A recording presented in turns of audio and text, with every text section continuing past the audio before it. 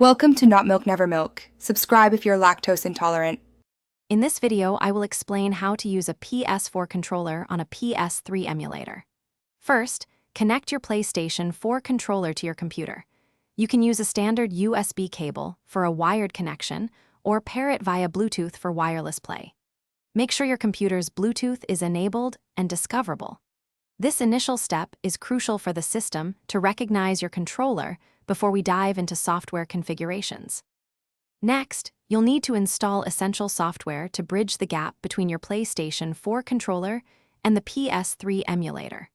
Programs like DS4 Windows are excellent choices, as they allow your computer to recognize the PS4 controller as an X-input device, which is widely supported.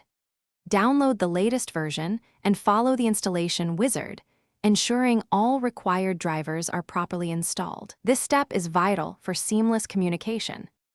Once your software is set up, launch your PS3 emulator and access its controller configuration menu. Here, you will manually map each input from your PlayStation 4 controller to the corresponding PlayStation 3 button. For example, assign the X button on your PS4 controller to the X button within the emulator. Take your time to ensure all buttons, triggers, and analog sticks are correctly assigned for an optimal gaming experience. Finally, let's cover some troubleshooting tips.